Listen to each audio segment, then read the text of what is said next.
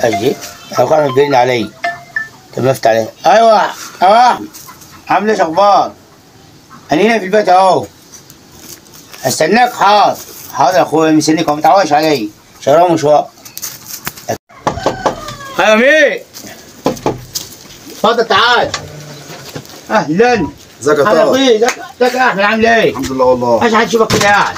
والله جيت لك يا طه كده كنت مزنوق وقلت ماليش الا اخوي، احنا اخوات ولازم نقف جنب بعضينا. خير الله مغاير خير. انت محتاج منك قرشين يا طه. السلام ده عينيك اخوي. ربنا يخليك يا اللي ما طه. يديش لاخوي بالمية. ربنا يخليك يا طه وده عشم فيك والله. ده طبعا انت لازم انت اخوي. ما اخوك كبير كده وخلاص يعني. حاضر يا اخوي اللي انت عاوزه تحت امرك. خد خد وما يهمكش اي حاجه يا اخوي. ربنا يخليك يا طه. اي حاجه تعوزها اخوك موجود. ربنا يخليك يا طه. ما تقلقش من اي حاجه يعني. انت عارف ان العيد داخل علينا وكنت مزنوق في قرشين عشان خاطر هاي. اجيب حاجات العيال وحاجات زي بعض. الله يوفقك يا اخوي ما غيرش. ماشي يا طه متشكرين يا طه. انت بصحة والسلام. ماشي ان عوزت اي حاجه يا اخوي موجود. ربنا يخليك يا طه. هو ده كان عشم فيك يا طه. ماشي مع السلامه يا اخوي. اللي ما يقفش جنب اخوه يقف جنب مين؟ الواحد برضك مهما كان الاخ يعني الواحد لازم يقف جنب الاخ. الاخ ما يتعوضش هو ظهرك وسندك.